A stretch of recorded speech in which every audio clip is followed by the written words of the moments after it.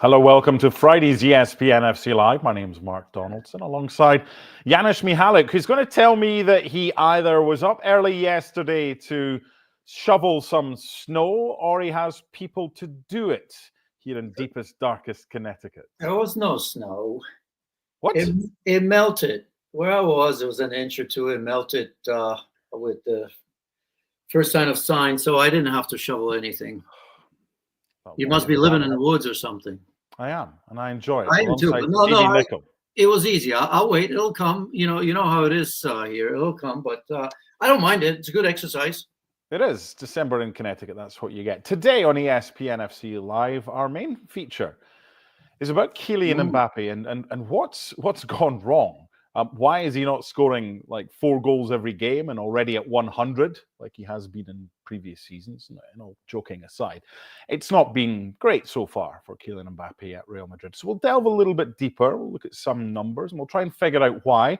And Carlo Ancelotti says, don't panic. Everything will be fine and his form will come back. We'll also look ahead to 2 big games in the Premier League this weekend. The early game on Saturday is Everton against Liverpool.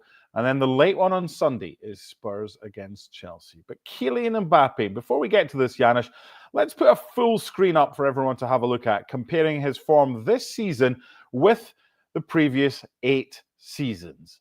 Now, there might be a little asterisk beside this because a lot of those seasons were not in La Liga.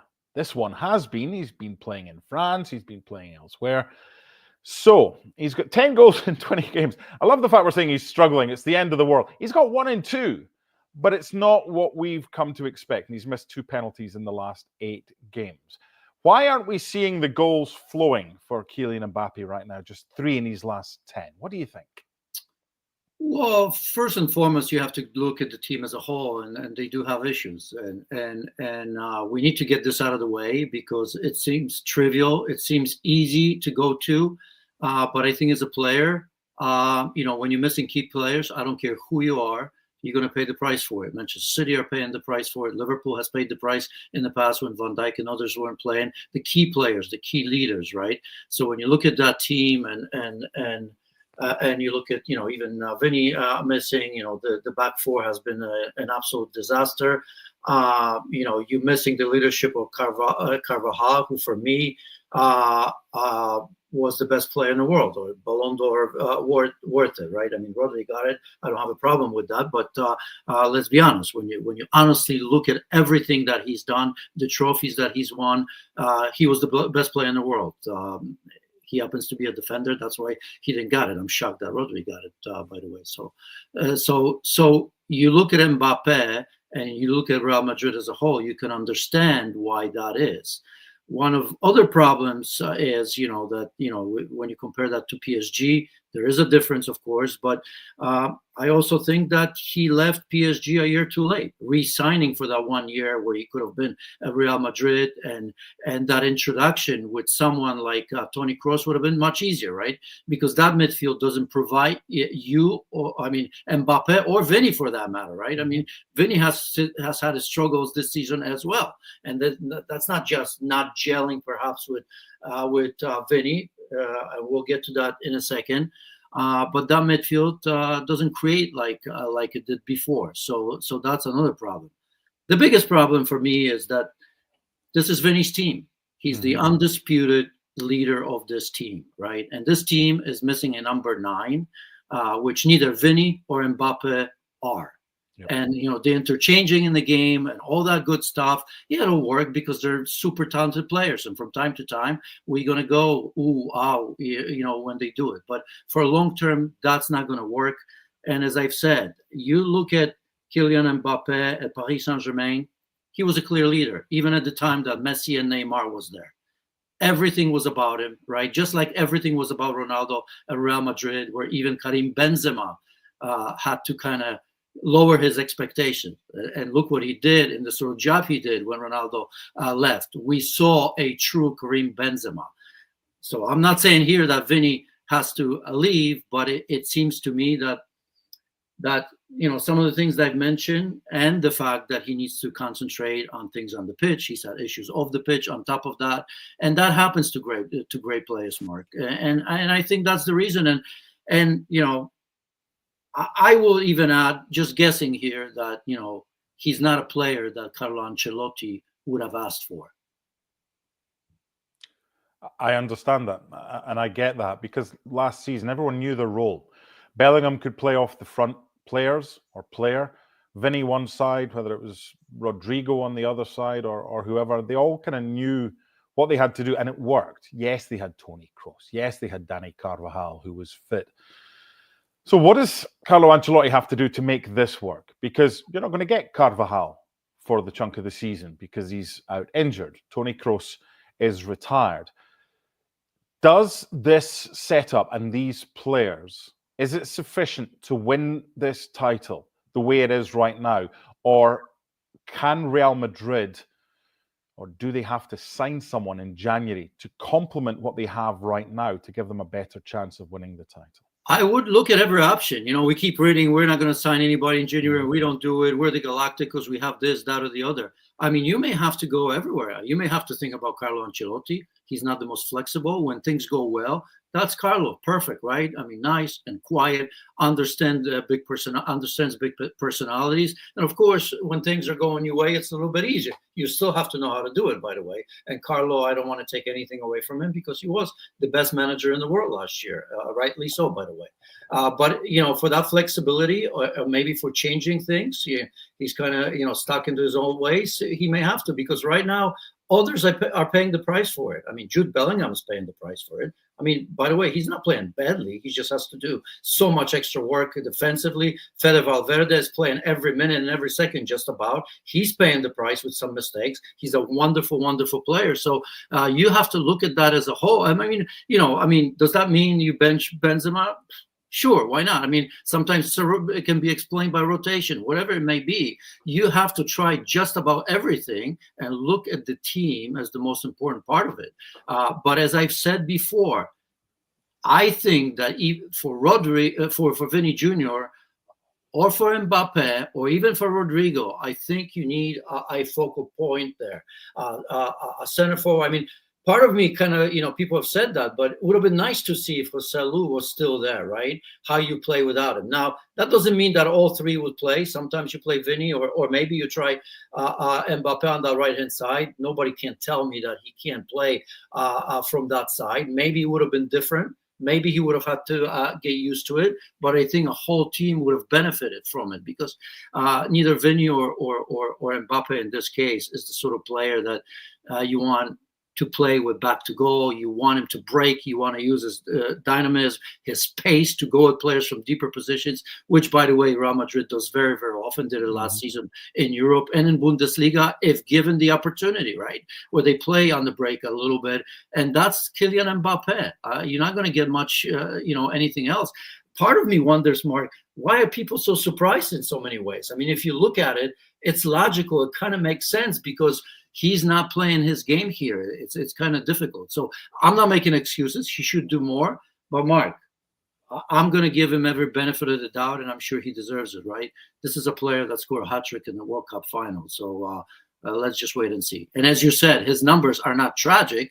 It's just that he's expected to carry the team at a time that personally he's out of form. Off the pitch, there are some issues with him as well. And on the pitch, I mean, this team is missing a lot of key players, and that midfield is not functional. And oh, by the way, that's not Mbappe's fault. The Real Madrid jersey's not too heavy for him, is it? Look, I don't know him personally, but I just said it. How would you say that? Looking at the numbers he had at PSG, that's pressure. Maybe not the same, but big time pressure, of course, because we know how much money they've spent. We know who owns them, and we know who the Holy Grail is. And scoring a hat-trick in the World Cup, you can't tell me that that he doesn't know how to deal with pressure.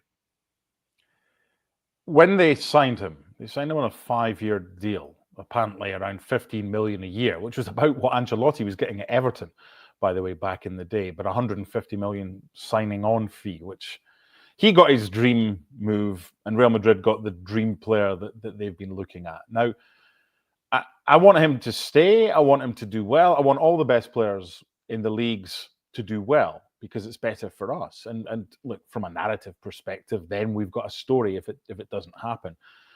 But if they were to get a call in the summer from an agent representing, say, a Saudi club, say, what are you thinking? Is there any chance whatsoever that you might be amenable for whatever cost it is?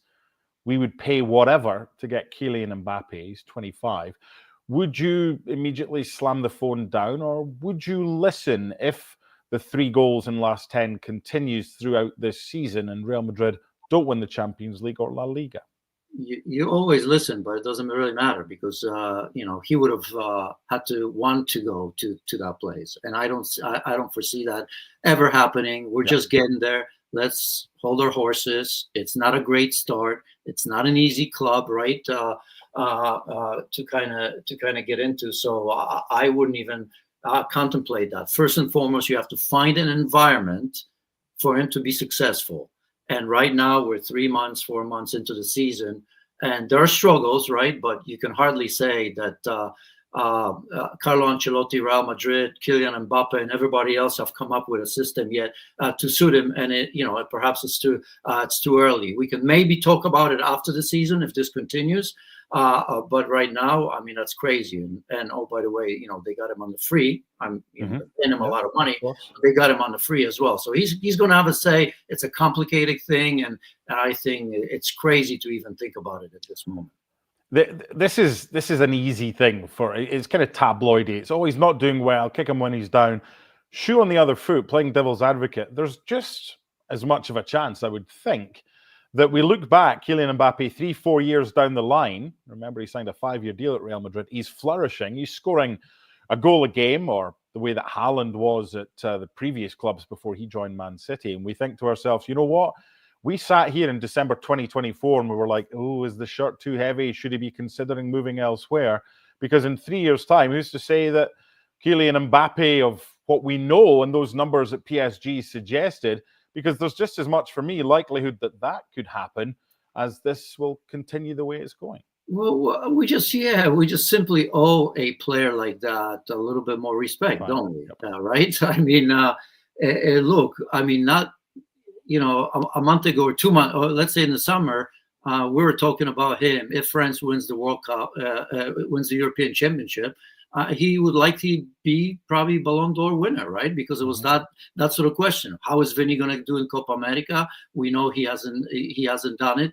I mean, Spain, if you can call it, was a surprise to a degree because how young that team, De La Fuente had to, is really, really rebuilding that. And they're Spain, obviously.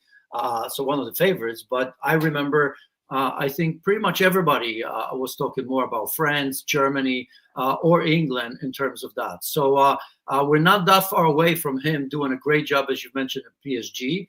This is the next level. Of course it is. But I think we'll let's just wait and see for that, because you're quite right. If he it's still, the numbers aren't terrible. I mean, the numbers tell you something. I know there haven't been spectacular goals, because if I remember, a lot of his goals are kind of normal. I think everybody take a normal goal, but not, maybe, a yard beating 3 or 4, 5 players, and everybody's kind of used to it because that's the way he plays, the missed penalties. I get that. But I mean, you absolutely have to look at the function of this team, which is, because of injuries, because of the change in the midfield, is for everyone to see. This is not a Real Madrid from last season or the season before that.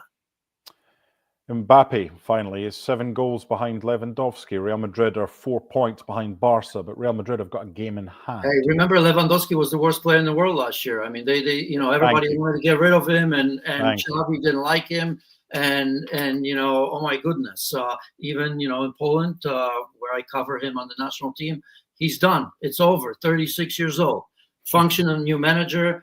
Different function of the team, players coming back and healthy, and it's a different story. Although, as we know, last couple of games they struggled themselves as well a little bit. But we absolutely have to give him a way more time than that. And finally, what's more likely, that Mbappe overtakes Lewandowski in the race for the Pichichi, or that Real Madrid can overtake Barcelona, knowing fine well that if they win the game in hand, they're only a point behind? I mean, both can happen, and they may not. But as we've seen it here, Barcelona just a couple hiccups like that, and this terrible Real Madrid are they're about. Although they had that opportunity, look what happened to them last game. So it's a funny old game. But I definitely put that down. It's not an excuse, but as players. When a one key player goes down, you can, these days you can always kind of, you can help it. But when you have 2, 3, 4 players missing, as a player, I always remember, certain guys when they weren't around, just the feel in the dressing room was a little bit different. Let's not be silly here and not to think that within that dressing room, that your shortcomings when you go out every game. The key players know. Let's move on to the Premier League. We'll leave Kylian Mbappe behind. Probably going to score this weekend, and Real Madrid back to winning ways and putting pressure on Barcelona again. 2 big games that we're going to focus on today's ESPN FC Live. The early game on Saturday's Everton against Liverpool. It's going to be the last ever Merseyside derby to be held at Goodison Park before they head down to the docks next season and their brand new stadium.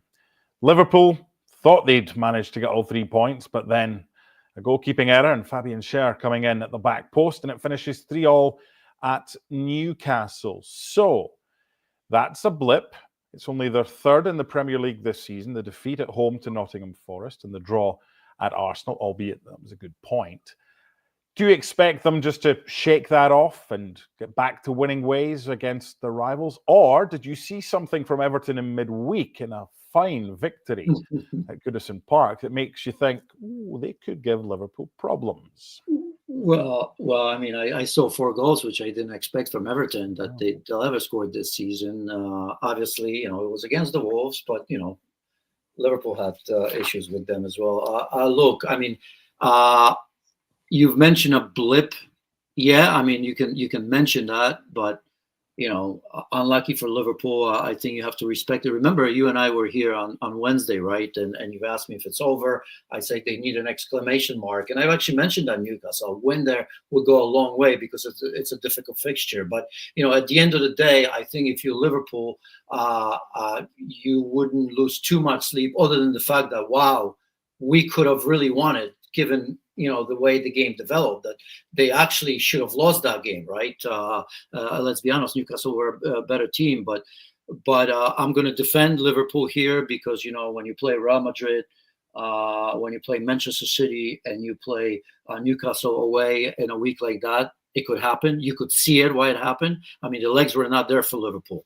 Mo Salah, again, superb to what we were saying about Wednesday. Sign him, give him what he wanted, just to continue our conversation, you and I, about it. Proved it a couple of days later how important he is, bringing the team back, really, because that's how I felt. I actually felt it was a good point for Liverpool, the way they played. So here, I think, concentration back on Everton. I think Liverpool takes that. It's a massively difficult run of games right now in terms of importance as well, because whatever you think of Everton, wherever they are in the table, if they're good, better, and different, it's still a massive derby for them. So you can see how Everton will always get up for a game like this. And if Liverpool are not at their best, like they were in Newcastle, of course I could see a points drop. But I'm going for Liverpool here, back to normal service and a win against Everton away. I don't know about you, but I can't remember what I did earlier this week, never mind what happened last April. But having looked back, you and I spoke prior to the last Merseyside derby on ESPN FC Live on the Friday, and we both thought Everton would have very little chance against a Liverpool side that were expected to win. But Everton won by 2-0. What did they have to get right in the early game on Saturday? Not necessarily to win, but to stop Liverpool from taking all 3. Don't give him momentum. Stanley Park. Don't give him momentum, right? Because when they smell it, they go after it. Everton is not a sort of team that when they go, behind, and I actually didn't look at the statistics, but in a game like this, I just, you can always see two or three goals in Liverpool, right? Mhm. With Everton, no. I mean, we're all surprised with that 4-0, I suppose, and that's good for them. But against Liverpool, the first 15, 20 minutes, I'm not just, they're always important. That's not my point. But it's especially important, I think, if you play against Liverpool, because they'll know that they dropped the points. They know what's in front of them. They smell it. They see this as an opportunity. They know that they're not going to run the table here. The point, as I've said, against Newcastle away is bigger, I think, than some think if you watch the game, because that should have been a bigger blip the way Liverpool played. Credit to Newcastle United. But here, I think it's that momentum, because I think if Liverpool goes ahead, it's over. Here's a wee stat for you that I've found. There was an FA Cup tie in 2012 where this happened, but it hasn't happened in the Premier League since October 2007, and it's based on what you're saying. If Liverpool get the lead, Everton are going to struggle. The last time a team in the Merseyside Derby scored first and lost was back when Sami Hyypiä scored an own goal for Everton in October 2007, and Dirk Kuyt scored a pair of penalties after Tony Hibbert and Phil Neville had been sent off, and it was a late winner from the penalty spot. That was 2007. It doesn't happen very often. So if Liverpool get the first goal, it's pretty much curtains. If Everton get the first goal, history would suggest that they're not likely to lose the game. However, it can happen, but it hasn't happened since 2007 in the Premier League. Now, what about Spurs against Chelsea? There always seems to be a theme when I ask you about Spurs, and you know your stuff, Janusz. You know a lot about football, but this seems to be the one topic that you cannot figure out. Tottenham Hotspur. Let's take a look at the recent form. Okay, now the one thing that sticks out is that win at Manchester City, but it's the only win in their last 6. They lost at Bournemouth. They dropped points against Fulham. They lost at Ipswich. So, Spurs-Chelsea. I mean, what? Why? How? What's going to happen with Spurs? What are we going to see from Postecoglou's men on Sunday? What do you reckon? Well, again, we chatted about Wednesday. You asked me that question, right? Our friends at ESPN Australia put it out there because I had no answer for you. I said, I don't know anything about Spurs. There's nothing to know. I didn't think that Enge knows anything about them, right? Because to a degree, it's true. The lack of consistency. Starting 11 again. I mean, but this, missing players in the back were fair play. Now we don't even know about Ben Davies, right? I mean, he's come off game time decision, I suppose. The 2 center backs are out. Their goalkeeper is out. But I suppose everybody has to deal with these situations. And you'd like to think that if you Spurs with the new stadium, with money being spent, with the new manager, who I think everybody respects and likes for the most part, right? Who's getting benefit for the doubt, full season. You expect just that. I mean, more consistency. I think against Chelsea, you're going to see a pretty strong team. What's going to happen in the back, that's a big question mark. I think, in the midfield is going to be solid. Heung-min Son was rested rested, didn't start, right? So that front three is going to be formidable by their standards, and they are playing at home where they seem to be able to get big results. So they've got that going. So I don't think anybody would be shocked if they win it. But the form away from home, the form against perhaps smaller teams is questionable, because right now, how do we say how good Spurs are? They're consistently inconsistent. One day the world beaters, Manchester City, they've beaten them twice. Although, look where the struggles Man City have done it. We kind of said the same thing. Wow, Aston Villa 4-1. Well, look at Villa. When was the last? They haven't been winning at all. So it's similar to Manchester City. So it's hard with Spurs. It's inconsistency. The true depth of the squad in terms of quality hasn't shown itself just yet. So it seems to me, when you listen to Enge, don't you get a sense that he's dumbfounded? Like he doesn't have an answer either for that. And that's troublesome. Just looking at the results and the way that they play, and that win at Manchester City by 4-0, they seem to be at times a better team when they have less of the ball. Now, are they a better team against better teams? Because you look at some of those results. I mean, that was a great win against Villa. I mean, they've beaten City twice, as you mentioned. They don't have an issue playing against the better sides. I know they lost 1-0 at home to Arsenal earlier this season, but they know, because a lot of the time these better sides or teams of a similar ability will play Spurs and maybe have more of the ball. But Spurs in transition have got pace and find a way and score. It's as if when Spurs are asked to create against teams with a low block or lots of players behind the ball that they struggle. That's not going to be the case on Sunday. So this sounds a weird question, but the Spurs have a better chance of beating Chelsea than they did against Bournemouth because the game probably suits them. The setup suits them a little bit better. Sure. I mean, look, you got the pace, Heung-min-Son, Brennan Johnson, obviously. I mean, on the counter, Spurs have been good at that for a long period of time. This is not just Ange, right? I mean, if you look in the past, I mean, even when Pochettino was there, I mean, they were unbelievable on the break, weren't they? So that, I mean, just, thinking of Harry Kane and Heung-min-Son that one season where they were, both scoring, both assisting themselves, both pretty much doing it themselves. So this is not unusual. This is not just an Ange, but you have to find that balance. It may be the case, I think, when you have that, but I could also said that we've seen an uptick in form from the creative players, right? Because in the past you could have said, when teams play in the low block, that creativity wasn't there because James Maddison has had a bad start of the season. Well, lately, couple of goals. You can see him being more confident as well. He's certainly a player that can create. Kulusevski is a player that can score and create as well. So it's not because they don't have the players. So I think Ange just has to find that balance, has to find that understanding, that patience that so many good teams are known for, right? And Manchester City's at their best. Liverpool, right? I mean, Liverpool would probably say, we'd love to play on the break. I mean, they have everything to play on the counter, as you're suggesting as well. And they're much better at that than they are in possession. But, their key players deliver consistency. Mo Salah, if he's not scoring, he's creating goals. I mean, every time he touches the ball, something good happens. And so I hear you. I think you're up to something, but that's what good teams do, and that's why they're not a good team right now. They're not a team that can compete for anything significant in the Premier League because of the lack of balance. I'll tell you what they're up against on Sunday. They are up against a decent side. And I was looking back to the start of the season when Chelsea lost at home to Man City. Right? Man City were flying, defending champions, and it wasn't a surprise that they won. What's been a surprise is that Chelsea have only lost once in the Premier League in the 13 games since, and that was at Anfield. How have they done it?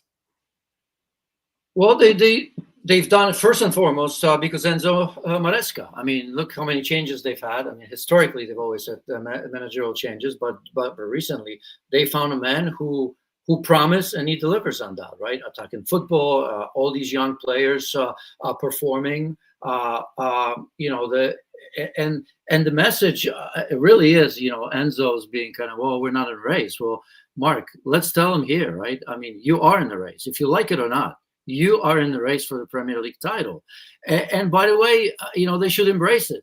What do you think, right? I mean, they got the players and better and better every game. How they've done I understand why he says that, though, Janusz. I mean, you're not going to say, because that. Why would you just say, we're aiming for the title and everything? Why not? Why not? Not yet. This is December. Right? No, I actually think the opposite. Because nobody's going to hold it against them. Everybody understands that they're ahead of schedule. If you're him, is that what you're doing? Are you going out and proclaiming from the rooftops? Not from the rooftops, but I'm talking about message to the players, which may or may not be That's different. There. Oh, of course, that's different. I'm talking what he says to the media. But the message, even in the media, if it was me, I wouldn't be saying, I would be doing it humbly, but I'd say, you know what? We're way ahead of schedule, but here we are. Second in the table, right? Nobody's going to hold it against them, by the way, if they don't deliver on it. But I think the message for the players would be, maybe we can do this.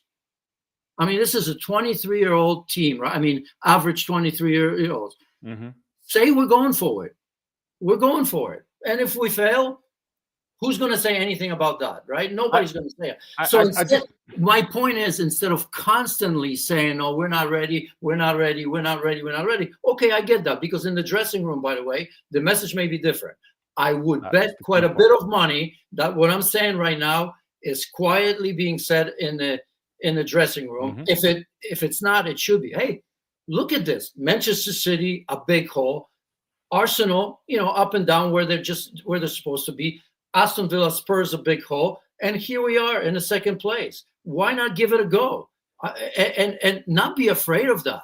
Just to say, what if this is the year? Sometimes you don't count on that, right? Because you know why I would say that? Because if this year is not the year, next year is going to be tougher. Because as we always say, those Manchester United, cities, a lot of the teams are going to get better. And oh, by the way, Enzo Maresca is not going to get to say what he's saying now next year, because we're all going to say, well, hey, so when are you going to be ready? What is this, 5-7 year project? So my point is, they're here, embrace it, and go for it. I get that. My point is, you say that to the players. That doesn't change. Hey, why can't we go for the title in the inner sanctum of the changing room, whether it's at home or away? But what you say to the media, I don't think he's done anything wrong as far as what he said. Just try and minimize expectations among supporters or anything like that. We're smarter than that. We're not buying that. We're smarter than that. You can say it once or twice or 3 times. If you come out with this every week and second place and say that difference in points is smaller and smaller. Well, there's no hiding place if they win on Sunday at Spurs. Well, I mean, at some point, if you Enzo, my only point is that there is a fine line and margins when you do what Enzo does. And by the way, I get it. I understand it. I'm not fine with that. But, if you say it often enough and we can all see what's happening here, that there may be a window of opportunity, an unbelievable opportunity that you didn't count on. Nobody did. Nobody's going to hold it against you. Go for it, and kind of says, you know what? We're here now. We're going to give this a go and see where it gets us. That's what I would like to hear humbly from him. You've been in enough changing rooms and locker rooms in your career. Alex Ferguson was the king of it. He'd say one thing to the players and then say something pretty much the opposite to the media. That's for them to work out. Ultimately, results do the talking. And I just can't believe it's a year since one of the craziest Premier League games of last season, when Spurs had 2 players sent off, played that high line that was practically on the halfway line, and Nico Jackson got a late hat-trick, didn't he? As Chelsea won by 4-1. So I'd take the drama again on Sunday. As far as the game is concerned, knowing that we've got no chance of being able to predict if Spurs are Pelly or Smelly, what are we going to go for here? I like Chelsea here. I mean, part of it, as you know, I mean, Spurs kind of. I think they can and know how to bounce, right? We're giving them credit. They're playing at home and all that. But I think it's almost a perfect game because I don't know if Spurs give the ball to Chelsea, right? If I'm Chelsea, I'm going to sit and look what you have in terms of pace as well. We just spoke about Spurs on the counter, right? If you look at Pedro Neto, look at Madueke, Nico Jackson. I mean, I just think that. Why are they here? You've asked me, Chelsea, and I see how much he's getting out of the players, so much, right? I mean, I think you and I both know in Nico Jackson, what I'm seeing right now. I mean, I've seen it in him, but I was doubting him. I have to say, Madueke, look at what Enzo's doing with him. He wants more and more and more.